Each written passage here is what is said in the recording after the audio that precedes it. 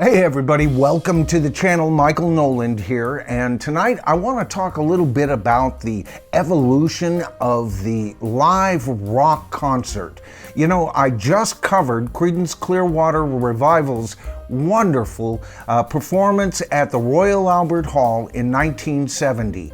They just released that film on Netflix. If you haven't had a chance to see it, go on over there and take a look at it. It's wonderful. I also reviewed a bit of the accompanying album, which is titled Creedence Clearwater at the Royal Albert Hall. Now, back in the 60s, well into the 70s, your average rock concert goer was a bit of a different animal than we see today. It was very uncommon for people to be causing a major scene. People usually knew how to deal with that, and things would calm down if things did happen. And, you know, for the most part, everybody was there. They were excited to see their heroes on stage, but they really were there to listen to the music.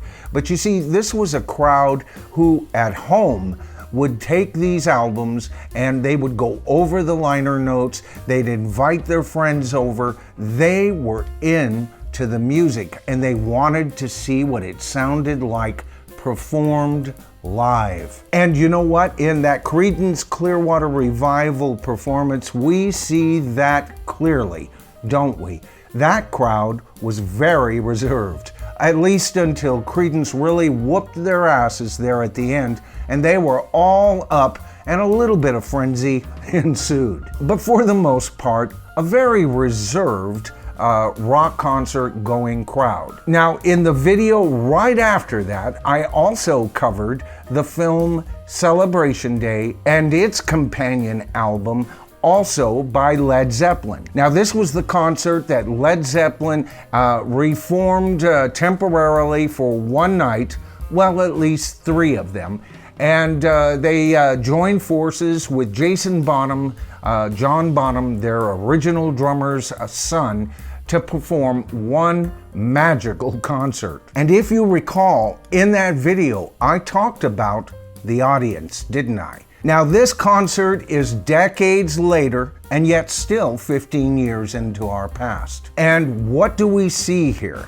We see a much more interactive crowd, a light show that was basically non-existent back at the time that Creedence was playing. The best they could get on light shows was some gels suspended in clear bowls and projected by projectors on the wall. I know, I was there for a lot of those concerts. And so we see a much more up-to-date crowd, and I talked about how you could almost see that crowd breathe.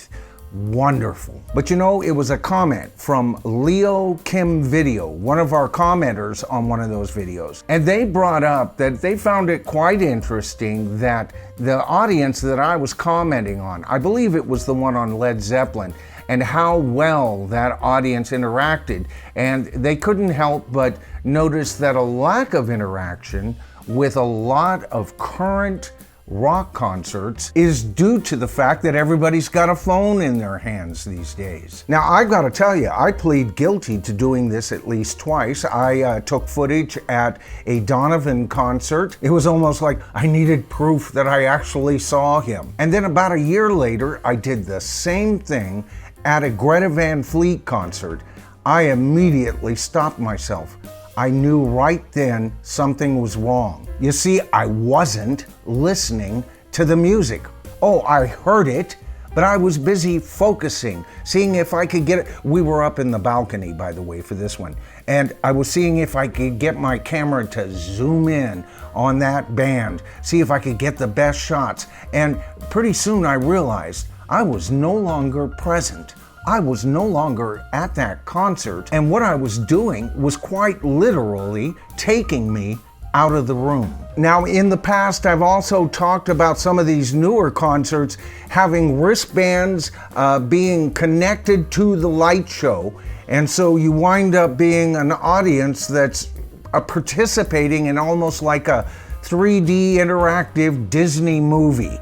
Once again, with all of this going on, how much can you possibly truly hear from any artist. Now, I'm not against a good visual show. I'm fine with that. But there are limits, and a light show should be very, very appropriate for, first of all, the music, what they're trying to say. Hopefully they're making an artistic statement that night, and it should draw the audience in, and it should draw attention to the band and the performance. But when you have actual fireworks shooting 300-400 feet into the air, talk about being taken out of a venue. And where do you go from there? Now, I'm aware that part of this is connected with how we are entertained these days. Our movies with their special effects. And if that's not good enough for you, you can go see it in 3D and get an even better view. You know, it almost seems these days that your average consumer of the arts, whether that be movies, books, or whatever, if they are not totally immersed in some sort of artificial way, we have an audience that's just not that interested. Instead, we get bigger and better light shows and much more expensive tickets. You know, and then those expensive tickets and those tours that are well placed just prior to the holidays are perfect feed-ins, aren't they, to whatever holiday projects these artists want to put out. For example, Bruce Springsteen. He's putting out his brand new album, Only the Strong Survive. Now, this isn't a brand new Springsteen album, and yet it is. It's his album, he'll be singing on it, but it's him doing covers. Now, like I've said, I am a Bruce Springsteen fan, but I don't buy the whole enchilada with this guy, ever.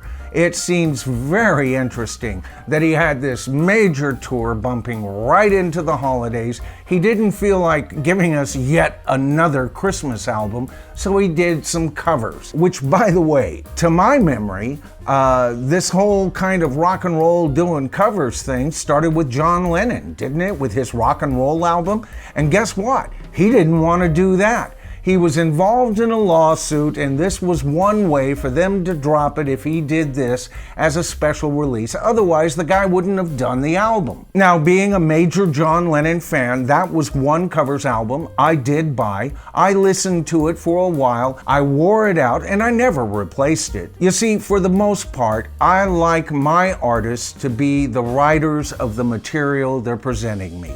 That's part of what I expect from the bands, from the artists that I follow. And there's art in that music, in the lyrics, in the melody, the interaction between the band members, and it's all being lost at modern rock concerts. Motley Crue up on stage with girl dancers half their age. Well, they're Peter Pan incarnate. You know what I feel about them. But you know what? This is where rock concerts have gone, which gets us back to the question. I'm not a fan at all. As a matter of fact, the more dizzying these particular concerts become, the less I want to be involved. But here's the question to the tribe. Am I wrong in that? Should I be a little bit more open? What am I missing about having my phone in my hand, or to be an interactive part of the light show? What is it that you like about those things? And be honest with me. Do you really groove with the music when that happens? Because if you do, then maybe it's just me. I don't know. Anyway, that's the video for tonight. You can kind of see this video as part 3 to my Creedence Clearwater Revival video, and of course my latest Led Zeppelin video, which was actually part of the Led Zeppelin Decoded series. Now, all of those videos are in my playlist, folks. All you have to do is go to playlist, and I've got several of them. If you want to see me on Royce in the House, of course, I have a playlist for that. I have a couple for Led Zeppelin, and I have a giant playlist for all of the bands that many of you might not even be aware that I've already started. Just barely, but started to cover. Once again, a big thank you to Leo Kim Video, because you know what? That little comment just put together the rest of this video. I was already going to do this video, but when you mentioned that aspect, it just gelled. The names that you're seeing here are brand new subscribers, and of course I like to do shout outs. Now we're going to honor all these shout outs. We'll get to all of you. As I've stated before, I'm a bit behind, and that's because of the growth of the channel, folks, for no other reason. And so we're going to cease and desist doing these shout outs, but if you have joined the channel by October 28th, that's up to and including October 28th. Why the 28th?